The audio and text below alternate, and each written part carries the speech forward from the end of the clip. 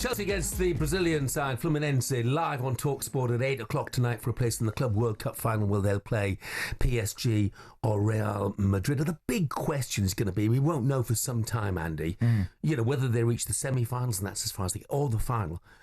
There's obviously a lorry load of money involved for Chelsea, but what impact might it have on their challenge next season? Gabby's saying there they should be going for the title. Will it impact them in your view?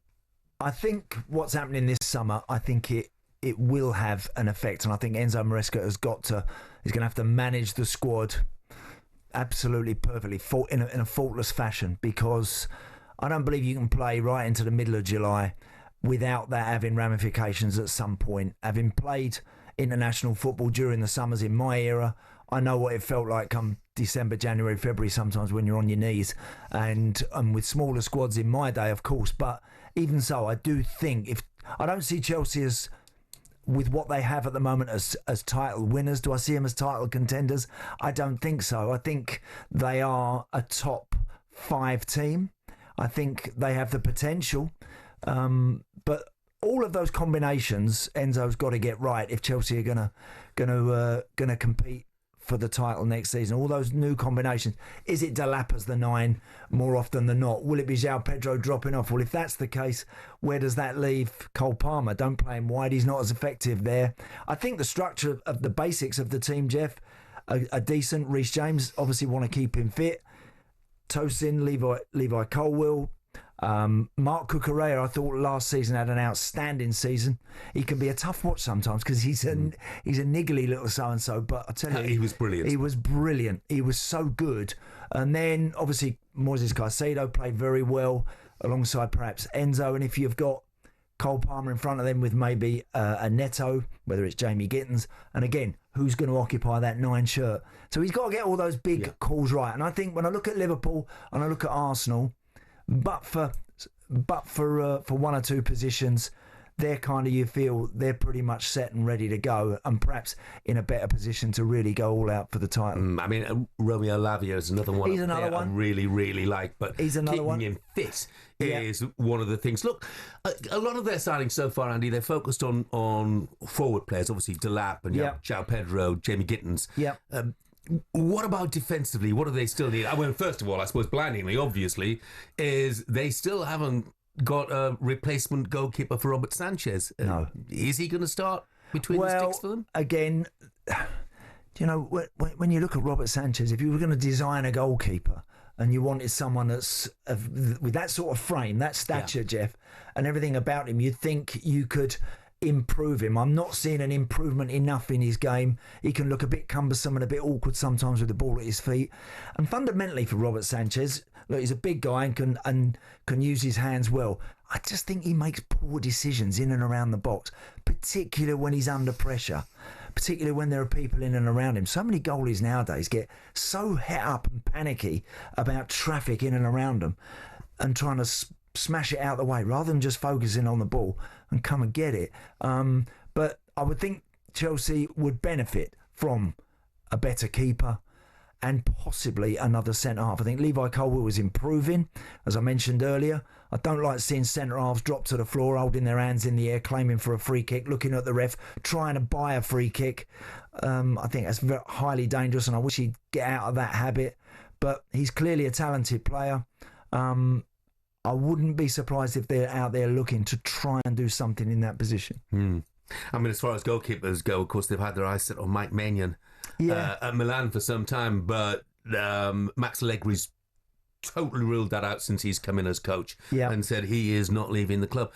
And one of the issues maybe for Chelsea, I don't know, we talk about Pep saying he wants a small squad. He doesn't want an unmanageable squad. They don't want 25, do they? They don't really want that. They want 18, 19. Haven't they? Kepa's gone. I know he's been out on loan, but Kepa's gone to Arsenal. Sancho's gone back to Manchester United, but it still leaves the likes of Disasi, Sterling, Broja, Nkunku, Dewsbury Hall, Felix. They've got one or two have got to go. Well, more than one or two, probably. Yeah, there's still a lot of talent there. There's a lot of talent there, but they're not. They're going to be clicking their heels. You know, Raheem now is a very different operator to the one that was so good at Liverpool just as he left and went to City and become an absolute top operator week in, week out. He's at a different stage in his career. He needs to move on now and go and enjoy his football, I think, Raheem. Go somewhere where he's going to play and enjoy it and feature a lot more. João Felix, again, was always sort of filling a temporary hole when he arrived at Chelsea. To me, was never, ever going to perhaps in our league, perhaps elevate the team and give the team something extra special. So you're right. They've got players there that really they will need to move on. They'll have to move on. They will have to. The books again will need to be balanced after another heavy spending spree. Albeit that they could bring in the best part of £100 million if they win. Correct, they could do that. The Club World Cup, so they won't need to sell the women's team or the hotels again. I don't see them as title contenders from the off. I don't. I think they started last season very well, and then it sort of faded away a little bit.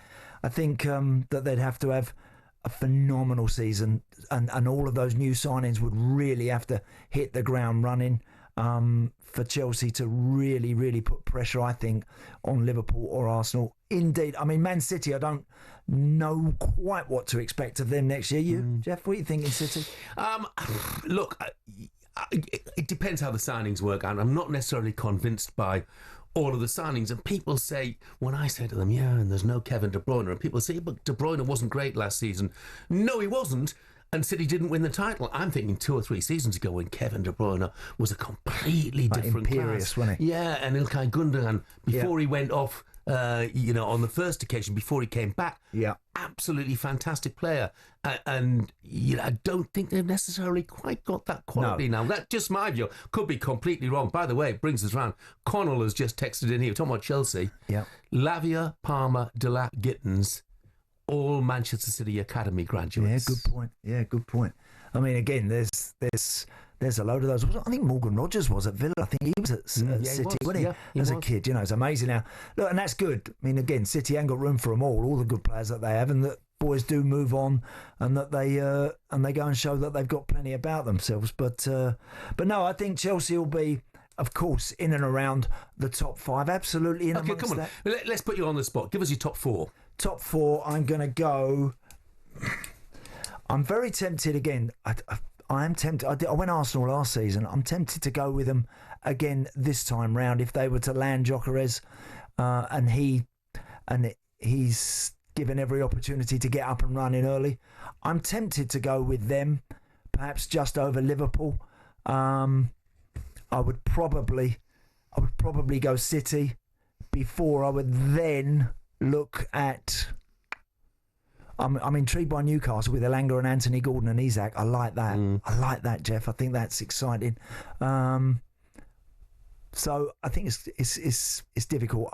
I think I would definitely go. I'll go Arsenal, Liverpool, City. I'm going to go Newcastle. It's a hard call at the best of times. And it's an impossible call when you're over a month away from the season. Yeah. And you don't know who'll be lining up in those starting 11s on the first weekend of the Premier League season. talkSPORT Breakfast, waking you up Monday to Friday morning from 6 a.m. on AM, on DAB, via the talkSPORT app and on your smart speaker. talkSPORT.